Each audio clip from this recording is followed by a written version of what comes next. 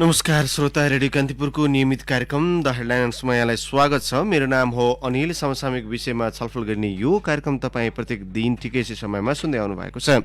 आजको कार्यक्रममा हामी राजनीतिक विश्लेषक एवं प्राध्यापक कृष्ण पोखरेलसँग सरकार पुनर्गठनसँगै सत्तारूढ दलभित्रको शक्ति सन्तुलन, पार्टीभित्रको आन्तरिक विवाद लगायत समसामयिक राष्ट्रिय राजनीतिबारे आज हामी छलफल गर्नेछौँ। कार्यक्रम सुन्दै जाँदा आजका अतिथिसँग तपाईँलाई पनि कुनै प्रश्न वा जिज्ञासा राख्न मन लागेमा हाम्रो स्टुडियोको टेलिफोन नम्बर 55 41 904, टेलिफोन नम्बर पुनः एकपटक 55 41 904 मा राख्न सक्नुहुन्छ। कार्यक्रमका दौरानमा उठिसकेका प्रश्नलाई कृपया नटिपाउनुहोला।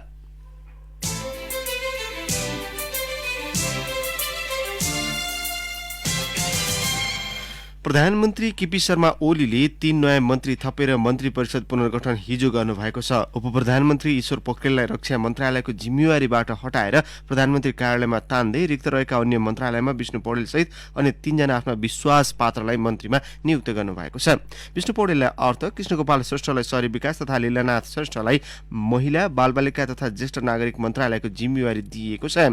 प्रधानमन्त्री केपी ओलीले हिजो मन्त्रीमण्डल पुनर्गठन गरेसँगै सत्तारूढ नेकपाको आन्तरिक विवाद भने पुनः बल्झिएको छ। प्रधानमन्त्री ओलीले आफू निकटकालाई मात्रै मन्त्री बनाएको भन्दै अर्का अध्यक्ष पुष्पकमल दाहाल र वरिष्ठ नेता माधवकुमार नेपाल पक्ष बिचकिएको छ। कोभिड-19ले मुलुकलाई आक्रान्त बनाइरहेका बेला सत्तारूढ दलभित्रको यो सत्ता राजनीति, पार्टी एकीकरण प्रक्रिया, राष्ट्रिय राजनीतिका अन्य विभिन्न विषयमा केन्द्रित भएर हामी छलफल गर्नेछौँ। कुराकानीका लागि आजका अतिथि राजनीतिक विश्लेषक प्राध्यापक कृष्ण खनाल अहिले हाम्रो टेलिफोन सम्पर्कमा आइसक्नु भएको छ। खनालज्यू नमस्कार। म खनाल होइन, पोखरेल। कृष्ण पोखरेलज्यू, सरी, मैले कृष्ण पोखरेल लेखिरहेको थिएँ। तपाईँलाई यहाँ त कृष्ण खनाल र कृष्ण पोखरेल तपाईँहरू दुईजनाको नाम जोडिरहेको हुन्छ प्राय। तपाईँलाई स्वागत छ फेरि पनि कार्यक्रममा। धन्यवाद अनिलजी। हजुर, सत्तारूढ नेकपामा मन्त्री परिषद पुनर्गठन अहिले आवश्यकता थियो अथवा यो केका लागि यसको औचित्य पुष्टि हुन्छ? हेर्नुहोस्, मन्त्रीमण्डल पुनर्गठनको आवश्यकता चाहिँ थियो। खास गरी अरू मन्त्रालय भन्दा पनि अर्थ मन्त्रालय जुन खाली थियो, मुलुक जुन किसिमको अब स्वास्थ्य सङ्कट र आर्थिक सङ्कटबाट गुज्रिरहेको छ, यो अवस्थामा अर्थ मन्त्रालय जस्तो महत्त्वपूर्ण मन्त्रालय खाली राख्नु त एकदमै नराम्रो हुन्थ्यो। त्यसले गर्दा मन्त्रीमण्डल पुनर्गठन त अगाडिदेखि नै त्यो पाइपलाइनमा थियो। अब खाली कुरो के हो भनेदेखि अब पार्टीसँगको परामर्शमा उहाँले कति गर्नुभयो गर्नु भएन भन्ने कुराहरू जसरी मिडियामा आइरहेका छन्, त्यो चाहिँ चिन्ताजनक कुरा छ। अर्थ, शहरी विकास र सञ्चार तथा सूचना प्रविधि मन्त्रालय लामो समयदेखि खाली नै थियो। तपाईँले पनि भनिहाल्नुभयो यी महत्त्वपूर्ण मन्त्रालयमा पदपूर्ति त गर्नुपर्ने थियो, तर अहिले जुन प्रक्रियाबाट गरियो, कोभिड-19 मुलुकले झेलिरहेका बेला यसले पार्टीभित्र त विवाद ल्याएको नै छ, पार्टी बाहिर पनि अथवा सर्वत्र आलोचना यस्तो विषयमा अहिले के आधारमा गरियो भन्ने कुराहरू पनि आइरहेछ। यो पार्टी भित्रको शक्ति सन्तुलन मिलाउनका लागि हो अथवा के को लागि हो? होइन, यो हेर्दा के देखिन्छ भने हेर्नु, संविधानले मन्त्रीमण्डल पुनर्गठनका विषयमा पार्टीलाई चिन्दैन। त्यो साँच्चै भन्ने हो भने मन्त्रीमण्डल पुनर्गठन गर्ने भनेको प्रधानमन्त्रीको विशेषाधिकार हो। त्यसमा कुनै पनि दुई मत छैन। संसारको कुनै पनि संसदीय व्यवस्था भएको मुलुकमा जब संसदीय दलको नेता चुनिन्छ प्रधानमन्त्री, उसलाई सहयोगी मिल्ने खालको टिम उसले छान्दछ। यसमा दुई मत छैन। तर कुरो के हो भने यो त अब पार्टी र सरकारको बीचको सन्तुलन मिलाएर जानुपर्ने। प्रधानमन्त्री भनेको घरको मूली हो, त्यो मुलुककै पनि हो र पार्टीकै पनि हो। घर मूलीले घरलाई सम्हालेर राख्ने जिम्मेवारी उसको हो। उसले भाग लगाउँदाखेरि नरम गरम सबैलाई पुग्ने हिसाबले मिलाएर लिएर गयो भनेदेखि विवाद हुँदैन, समस्या आउँदैन, कलह उत्पन्न हुँदैन। अब त्यो गरेन भनेदेखि विशेषाधिकार हो मेरो, अब मैले चाहे अनुसार गर्छु भन्यो भनेदेखि चाहिँ त्यसले समस्या सिर्जना हुन्छ। अहिले देखिया परन थालेको कुरा चाहिँ त्यहाँ छ। भनेपछि वरिष्ठ नेता माधव कुमार नेपाल अध्यक्ष पुष्पकमल दाहालले अहिले जुन विरोधको उहाँहरूबाट आइरहेको छ त्यसमा कुनै तुक छैन यतिखेर? होइन, तुक यसरी छ। हेर्नुहोस्, तुक के हो भनेदेखि त्यो प्रधानमन्त्रीसँग पहल कदमी लिने अधिकार प्रधानमन्त्रीसँग छ। तुक यस कारणले छ कि उहाँले जुन ढङ्गको विचार विमर्श गरेर बनाउनु पर्थ्यो त्यो टिम, त्यो बनाउनु भएन। अहिले हेर्दा के देखियो भनेदेखि अब पार्टीमा विभिन्न विचार समूह, विभिन्न गुट उपगुट हुन्छन्। त्यो त्यो स्वाभाविक छ। त्यो मिलाएर लिएर जाने भनेको हजुर, हजुर। चाहिँ प्रधानमन्त्रीले हो त्यो मिलाउने कुरामा प्रधानमन्त्रीले ध्यान दिनु भएन, एकलौटी ढङ्गले अगाडि बढ्नु भयो भन्ने ढङ्गले यो कुरा उठेको छ। किन हजुर, ईश्वर पोखरेललाई रक्षा मन्त्रीबाट हटाएर प्रधानमन्त्री कार्यालयमा जगेडा राखिएको छ, रक्षा मन्त्रालय प्रधानमन्त्री आफैले राख्नु भएको छ, यो चाहिँ अलिकति तमासा हो कि जस्तो पनि लाग्छ नि? होइन, अब मैले त्यसलाई दुई कोणबाट हेरेँ। हजुर। एक हिसाबले के हेरेँ भनेदेखि प्रधानमन्त्री अब पार्टीमा अरूले के भन्छन् कसो भन्छन् त्यो कुरासँग मलाई केही मतलब छैन, म अब एक्लो हिँडेँ, अब अगाडि बढेँ भन्ने खालको सन्देश दिन खोज्नु भएको जस्तो पनि लाग्छ एकातिर। अर्कोतिर त्यसो गर्दाखेरि उहाँको एकदम विश्वासपात्र ईश्वर पोखरेललाई फेरि त्यसरी थन्क्याएर लिएर जानुपर्ने त फेरि अर्को मोर्चा खोले जस्तो हुन्छ। त्यसले गर्दा कहीँ न कहीँ के देखिन्छ भने अलिकति व्यावहारिक हिसाबले हेर्दाखेरि चाहिँ रक्षा मन्त्रालय सञ्चालनको सन्दर्भमा अब ईश्वर पोखरेलज्यूबाट अब खास गरिकन सेना र मन्त्रीको बिचको सम्बन्धलाई लिएर केही राम्रो छैन भन्ने कुराहरू अलिक के अगाडिदेखि नै आइरहेको थियो। त्यसले गर्दाखेरि त्यसलाई एउटा सेफ ल्यान्डिङ दिनका लागि आफू पनि उहाँ अत्यन्त कार्यभारले थिचिएको अवस्था, प्रधानमन्त्रीको धेरै कामहरू त्यो मन्त्रालय अन्तर्गत ल्याइएको छ त्यसले गर्दाखेरि एक हिसाबले चाहिँ त्यो उहाँलाई असन्तुष्ट पार्नका लागि होइन, खालि एउटा व्यवहार मिलाउनका लागि हो जस्तो पनि लाग्दछ। अब अर्को हिसाबले चाहिँ के देखिन्छ भने त्यसरी अब सहमति बेगर यदि त्यो गरिएको हो भने त छोड भन्ने अर्थ पनि लाग्दछ। सिधै कहिलेकाहीँ मन्त्रीहरूलाई जस्तो अघिल्लो पटक उहाँले गर्नुभएको थियो, खास गरिकन उपेन्द्र यादवलाई एउटा महत्त्वपूर्ण मन्त्रालय झिकेर उहाँको सहमति बेगर अर्को मन्त्रालयमा लगिदिनु भयो। त्यसको सन्देश के थियो भने सिधै नहटाएर त छोड बनेको। अब यसको उद्देश्य पनि त्यो पनि हुन सक्छ। अर्को चाहिँ फेरि मलाई के लाग्छ भने जुन ढङ्गले मुलुकमा कोभिड-19ले आक्रान्त पारेको छ मुलुक, एउटा सङ्कटको अवस्थातर्फ मुलुक घचेडिएको छ।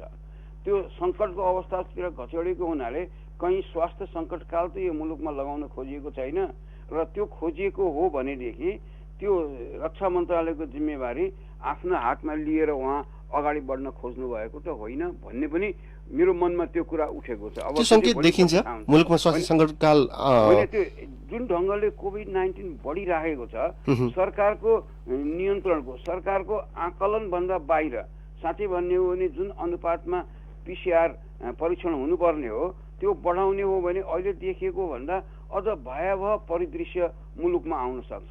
सरकारले ट्र्याक गर्न सकेको छैन, कहाँ कहाँ छ यो फैलिएको भनेर छैन। यो हिसाबले हेर्दाखेरि भयावह अवस्था आउन सक्ने छ। त्यो चाहिँ अब म त त्यो विषयको विज्ञ होइन, तर परिस्थिति हेर्दा, संसारको अरू मुलुकहरूको अवस्थाहरू हेर्दा यो स्थितितिर मुलुक बढिराखेको छ। अब लकडाउन गरौँ भने पनि अब कति लकडाउन गर्ने, अर्थतन्त्र चलायमान गर्नै पर्यो। अब फेरि चाडबाडको बेला छ, जनतालाई अब रोक्दाखेरि सांस्कृतिक रूपमा फेरि अर्को खलबल। पोखरेलज्यू, त्यो एउटा प्राविधिक पाटोमा हामी फेरि कुनै दिन बहस गरौँला, केही छैन। अब अहिले चाहिँ जस्तो 2/3 सरकार लामो समयदेखि जनताको अपेक्षा पनि चुलिँदै आयो, संविधान प्रतिनिधि सभाको निर्वाचन भए लगत्तै जुन स्थिर सरकारको अपेक्षा थियो, यत्रो हुँदाहुँदै पनि यो अस्थिरता अहिले यो कोभिड-19 का क्रममा सत्तारूढ नेकपा यसैसँग मात्रै केन्द्रित भएर त्यो किसिमको रणनीति योजनाहरू बनाउन किन चुक्यो? अनि यो त हेर्नुहोस्, अब नेपालको इतिहास हेर्दा खास गरी तपाईँ 46 सालदेखि यताको हेर्नुहुन्छ भनेदेखि जम्मा 3 पल्ट पूर्ण बहुमतको सरकार बन्यो।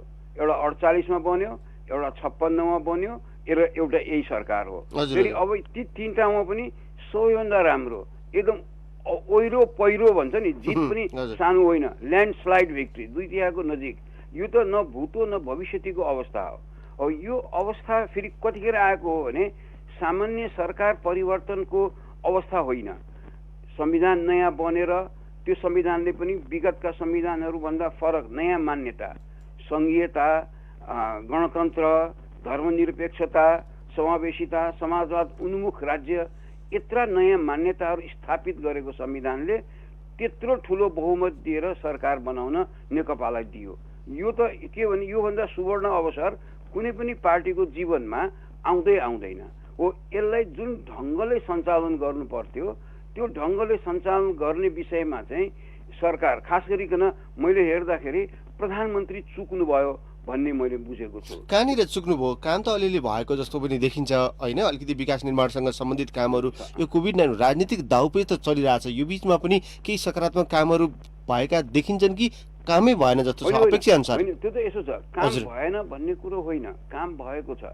तर जनताको अपेक्षा जुन ढङ्गले बढाइयो, चुनाव प्रचारको सिलसिलामा जुन ढङ्गले बढाइयो, फेरि लामो समयदेखि अस्थिरताबाट गुज्रिएको यो मुलुक, अनि एउटा न्यारेटिभ के बनाइयो भने स्थिरता आयो भनेदेखि त विकास स्वतः भइहाल्छ भन्ने न्यारेटिभ बनाइयो, जबकि त्यो न्यारेटिभ गलत थियो। किनभनेदेखि 30 वर्षको पञ्चायत कालमा त सबैभन्दा बढी स्थिरता थियो नि त मुलुकले त विकास गरेन हो। त्यसैले स्थिरता नै विकासको स्वतः चाहिँ एउटा ग्यारेन्टी होइन। आवश्यक के रहेछ भनेदेखि सरकारसँग त्यो भिजनलाई कार्यान्वयन गर्ने त्यो इच्छा शक्ति, त्यो खुबी, किन सरकार बनाउनु र चलाउनु भनेको दुईटा फरक कुरा रहेछ। अहिले हेर्दा के देखियो भने कुराहरू त ठुल्ठुला गरिए, जनतालाई ठुल्ठुला सपनाहरू देखाइए, तर जनताको दैनिक जीवनमा चाहिँ त्यसले जुन परिवर्तन ल्याउनु पर्ने हो त्यो परिवर्तन चाहिँ ल्याउन सकेन। र नसक्दाखेरि फेरि के छ भने 2 वर्षसम्म पार्टी र सरकारको बिचमा कुनै खास विवाद देखिएन, पार्टीले पूर्ण सहयोग सरकारलाई गर्यो। तर जब प्रधानमन्त्री एक्लै हिँड्ने र पूर्णतया पार्टीलाई व्यवस्था गरेर अगाडि बढ्ने खालको परिदृश्य जब आयो, अनि त्यो असन्तुष्टि बिस्तारै चुलिँदै गयो। र अहिले पाइला पाइलामा यसरी पार्टीले सरकारलाई हस्तक्षेप गर्ने पनि होइन, वास्तवमा नीतिगत मार्ग निर्देश गर्ने हो। त्यो एउटा प्रधानमन्त्री एक्लै हिँड्न खोजेको जस्तो देखियो भने तपाईँले बारम्बार भनिरहनु भएको छ, सरकार खास गरी 2/3 सरकार भएर पनि पार्टीबाट साथ हुँदै पनि, जस्तो 2 वर्ष अगाडिसम्म कुनै पनि अवरोध थिएन भनेर तपाईँले पनि भन्नुभयो, त्यो हुँदै पनि प्रधानमन्त्री आफैले त्यत्रो सपना बाँड्नु भयो, त्यो सपना बाँडे अनुसारको काम गर्न चाहिँ सरकारले किन सकेन? त्यही त मैले भन्दैछु त, सरकार बनाउनु र चलाउनु भनेको दुईटा फरक कुरा रहेछ। हामीसँग के रहेनछ भने, जस्तै एउटा उदाहरण लिउँ, बहुमत आयो तर सत्ता ट्रान्सफर चाहिँ टाइममा भएन। जस्तो भनौँ त्यो बेलाको सम्झिनुहोस् परिदृश्य, शेरबहादुर देउवाले छोड्न चाहनु भएन, के चुनाव भइसक्नुपर्छ, उहाँले त अझ अप्पर हाउसको मनोनयन पनि मै गर्छु भनेर नामै सिफारिस गर्नुभयो। त त्यो बिचको पिरियड एउटा यस्तो पिरियड आयो, त्यतिखेर समय थियो, त्यो समयमा त एउटा कार्ययोजना बनाएर अब यो सरकार मेरो बन्दैछ, म बनिरहेको सरकारको मेरो रोड म्याप यो हो, म यसरी अगाडि बढ्छु भन्ने एउटा चुस्त दुरुस्त रोड म्याप बनाउने त्यो पर्याप्त समय थियो। हठात त सरकार हातमा आएको होइन, आजको भोलि बहुमत ल्याइसकेर पनि झन्डै डेढ महिना जति त पहिलाकै सरकार चलिराख्यो। त्यो बिचमा त्यो एउटा चुस्त दुरुस्त रोड म्याप बनाएर अनि सरकारमा आउने बित्तिकैको डे 1 देखि त्यो रोड म्यापलाई कार्यान्वयन गर्ने ढङ्गले, त्यो रोड म्यापको दुईटा पक्ष, एउटा लङ टर्म प्लान, अर्को चाहिँ सर्ट टर्म प्लान, त्यस्तो बनाएर अगाडि बढ्नुपर्नेमा त्यो कुरा देखिएन। खालि लङ टर्म प्लानका अब रेलका, पानी जहाजका अनि ठुलो अब राजमार्गका कुराहरू भए, तर अब सर्ट टर्मका कुराहरू जनतासँग जोडिएका साना विषय चाहिँ सधैँ अलपत्र भए। अनि अब अहिले आएर त के देखियो भने जनतालाई भनौँ न, जनतालाई को के अरे मन्त्री बन्दा जनतालाई राम्रो हुन्छ, को बन्दा के मतलब जनतालाई त उसले पाउनुपर्ने सेवा पाउनु पर्यो, उसको दैनिक जीवनमा जुन एउटा उसले पाउनुपर्ने राहत पाउनु पर्यो। अब यी सबै कुराहरू त के भने क मन्त्री भए पनि जनतालाई त के मतलब, जनतालाई त के हो भने डेलिभरी चाहियो। त अहिले हेर्दा के देखिन्छ भने सरकार सञ्चालनमा डेलिभरीको प्रब्लम भयो, त्यही हो। भागभण्डाको राजनीति मात्रै भयो हाम्रोमा भन्ने बारम्बारदेखिको गुनासो। एकजना मन्त्रीले आफ्नो मन्त्रालयमा 1 वर्षसम्म टिक्न धौधौ पर्छ। कार्यकारी प्रमुख प्रधानमन्त्री हुने देशमा मन्त्रीहरू हेरफेरले सरकारको परिणाममा के फरक पर्ला? होइन, यो त हेर्नुहोस् के हुन्छ भने मन्त्रीहरू अब साँच्चै भन्ने हो भने अस्थिरता भनेको चाहिँ प्रधानमन्त्री फेरिँदाखेरि हुने अस्थिरता हो। किनभने नीतिगत हिसाबले त नीतिको नेतृत्व गर्ने त प्रधानमन्त्रीले हो, प्रधानमन्त्री त एउटै हुनुहुन्छ। अब काम गर्दै जाँदा फेरि के रहेछ भनेदेखि अब कुनै मन्त्रीबाट प्रधानमन्त्रीले गरेको अपेक्षा, जनताले गरेको अपेक्षा र उसको रियल पर्फर्मेन्स को बिचमा कामकै मैदानमा गएपछि जाँटिने कुरा रहेछ होइन। अब त्यसले गर्दाखेरि कामको मैदानमा गएपछि अपेक्षा गरे अनुसारको परिणाम दिएन भने चेन्ज अफ गार्ड प्रधानमन्त्रीले गर्न सक्छ। तर त्यो कुरा पनि के हो भने एउटा निश्चित मापदण्ड, एउटा निश्चित सोचका आधारमा हुनु पर्यो, ताकि जस्तो अहिले भनौँ न 2-3 महिनादेखि अब सरकार परिवर्तन हुन्छ, यो के अरे खास गरी मन्त्रीमण्डल फेरिन्छ भन्ने कुरा आइराख्यो। त्यो आइराखेको अवस्थामा त्यो मन्त्रीलाई पनि काम गर्ने के जाँगर र फेरि हामी कहाँको जुन ब्युरोक्रेसी छ, ब्युरोक्रेसी त अस्थिरतामा खेल्न पल्केको ब्युरोक्रेसी हो। त्यसले गर्दाखेरि राजनीतिक अस्थिरता भयो भनेदेखि उनीहरूलाई अलिक बढी स्पेस हुन्छ। त्यो भइरहेको बेलामा यो मन्त्री आज हो कि भोलि हो भन्ने अवस्थामा उसले टेर्न छोड्छ, उसले काम गर्ने कुरामा यदि ध्यान दिनुपर्ने हो दिन छोड्छ, अनि त्यसको समग्र असर त फेरि डेलिभरीमा पर्ने हो, त्यो देखिन्छ। जस्तो अब अहिले पनि तपाईँले भन्नुभयो अब दीर्घकालीन महत्त्वका ठुला भाषण चाहिँ कुरा भइरहेछ। जस्तो अब जनताले भोक लाग्दाखेरि खाना नपाउने, ज्वरो आउँदाखेरि सहजै रूपमा सिटामल नपाउने, सरकारी शिक्षामा अझै पनि सहज रूपमा पहुँच नपुग्ने, सर्वसाधारणको घर चाहिँ सुन्नुपर्ने चाहिँ घर घरमा ग्यास पुग्ने, पानी जहाज जस्ता महत्त्वकाङ्क्षी भाषण चाहिँ सुनिरहनु पर्ने, यस्तो अवस्था अथवा यसको नियति कहिलेसम्ममा हुन्छ? राजनीतिक सोचमा त्यो किसिमको परिवर्तन, जनता लक्षित सहज खाले कार्यक्रमहरू चाहिँ किन आउन सकिरहेको छैन हाम्रोमा? होइन, त्यो त मैले अघि भने नि, यो फेरि यो पोलिसी बनाउने, त्यो पोलिसीलाई कार्यान्वयन गर्नका लागि कार्यक्रम बनाउने भनेको राजनीतिक नेतृत्वले नै हो। जो सत्तामा छ उसैले बनाउने हो। र अहिले अर्को पाटो हेर्नुहोस् न, फेरि अपोजिसनबाट पनि कुनै अवरोध छैन। अहिले काम गर्नका लागि योभन्दा सहज वातावरण नै छैन। तर किन नसकेको भन्दाखेरि मैले अघि नै भने नि, सरकार बनाउनु र चलाउनु दुईटा फरक कुरा हो। चलाउनका लागि भिजन चाहियो, त्यो कार्यक्रम चाहियो, त्यो दत्तचित्त भएर लाग्नुपर्ने त्यो एउटा अठोट चाहियो, त्यो डेलिभर गर्न सक्ने। डे 1 मैले आज के गरेँ, बेलुका सुत्नुभन्दा अगाडि मैले आज दिनभरिमा के काम गरेँ, जनताको हितमा के गरेँ भन्ने कुरा गुन्ने, र अब म 1 महिनामा यो दिन सक्छु, 1 वर्षमा यो दिन सक्छु भन्ने ढङ्गको त्यो किसिमको योजना बनाएर त्यो किसिमको दत्तचित्त भएर त्यो काममा लाग्नुपर्ने खालको आवश्यकता छ, त्यो चाहिँ देखिएन। पोखरेलज्यू, जस्तो अब पछिल्लो घटनाक्रमकै विषयमा हिजो मन्त्री परिषद पुनर्गठन भइसके पछाडिको अबको दिनहरू कस्तो होला, सत्तारूढ दलभित्र अलिकति केन्द्रित हौँ।